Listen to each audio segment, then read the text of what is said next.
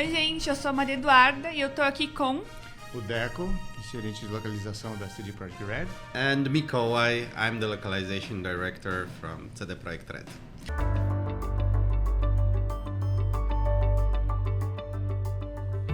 We know about the need and the positive impact of localizing games, and we know that the Cyberpunk environment kind of facilitates that because of the delivery of ad slangs and things like that. But what was it like working with The Witcher that has a lot of classical elements? To be honest, it's different for every language. So when we actually start localizing a project, we also take into account that every language has its own way of taking care of such situations. Os fenômenos, impressionante.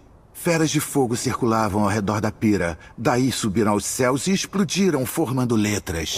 And for example, in the English version, in The Witcher, we have a lot of regional dialects, British dialects for different ethnic groups, like different nationalities and different races. And for example, it's different like when you localize into German or Brazilian Portuguese. To be completely honest, when we localized The Witcher 3, we didn't have Deco with us on the team yet, so we're actually trusting more the decisions made by our vendor, because we didn't have anybody in-house to actually take care of Brazilian Portuguese. But since it's a very important market for us and the players are very passionate about our games, I actually made the decision that for the next project I would like to have someone who will be devoted to Brazilian Portuguese, and that's why Deco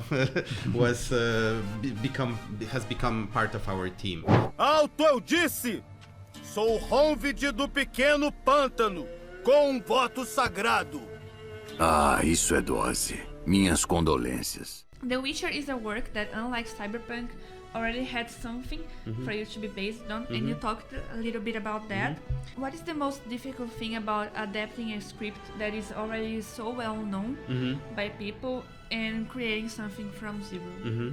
Yeah, I will once again say that like when we did The Witcher 3 still, Deco wasn't part of the team, so we had to trust our vendor. But again, like we of course told them that like, you know, there are books, you need to kind of, you know, maintain this consistency.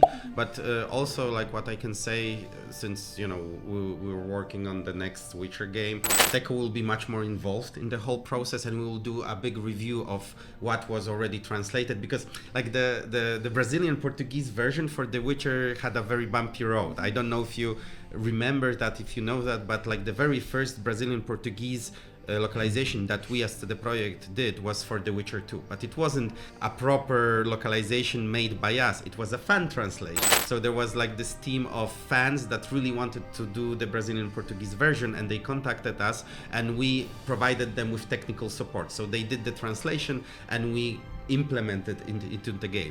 And then we had The Witcher 3, which was done by a professional vendor. But now with Deco on board, when we actually start working on the Brazilian version for the next Witcher game, he will have this time to kind of go over what has been done till now and kind of clean up, so to say, to see what's cool, what may be improved, what should be changed, what shouldn't we change, and kind of make sure that like for the next projects that we'll have in mind, we'll have a more, let's say, unified approach on how we want to style the language in the Brazilian Portuguese version.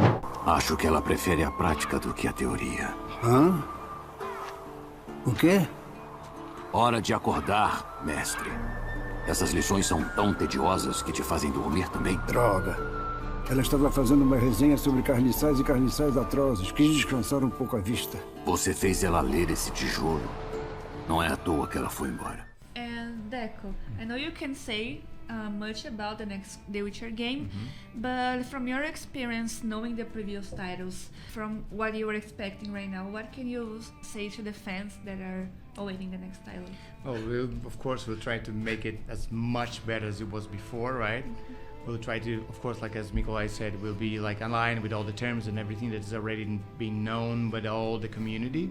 but always also we'll be, you know, checking point by point, like some things that will be more like pronounceable in our language, also some things that need to be like rewritten or stuff. So it's very like a delicate case by case, but you can be sure that it'll be like a very neat and organized, working with lots of feedback and, you know, history and knowledge about everyone in order to make it a really great, that's, you know, continue this saga and make it like really great as always has been. Working, you know, it as much as we can, as best as we can, getting all the feedback, so it will be like really an amazing title for the next, you know, production that we'll have right now. Ei, pessoal! A aberração roubou a mente de Mika! Aham, e vou roubar sua língua se você não calar a boca. We know that last year, CDPR used AI to continue the work of an actor that sadly passed away.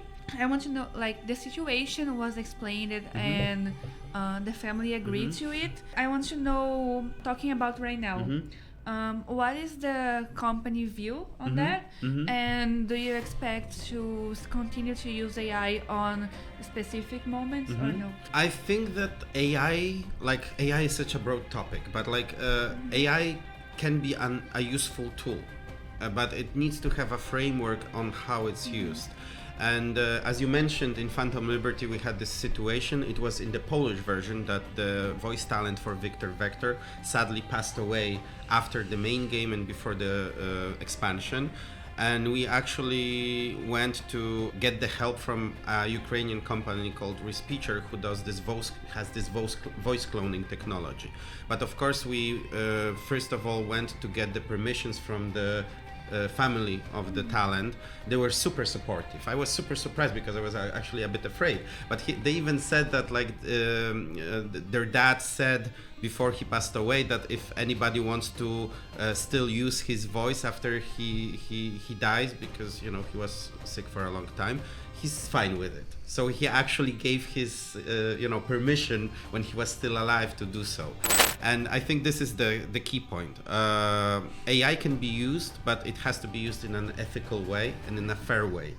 When it comes to localization or voiceover recordings, I know that there are a lot of like voice actors kind of afraid for their jobs, and like I can tell you that like in current situation, I definitely don't see AI replacing real actors, because voice acting is a form of art. When it comes to the usage of AI, we are as a company exploring different options, but like we have this in the back of our minds that like whatever we decide to use the AI for, maybe for some automation, some stuff to, for example, help with simple tasks that nobody wants to do, so that the people can actually focus on the more important stuff. But it's like an ongoing process, and basically we don't know yet what it will bring, but I think like one of our company values is to actually be fair and be kind of ethical about like how we use these kind of tools. Boom!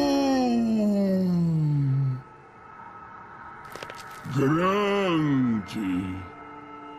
Assim.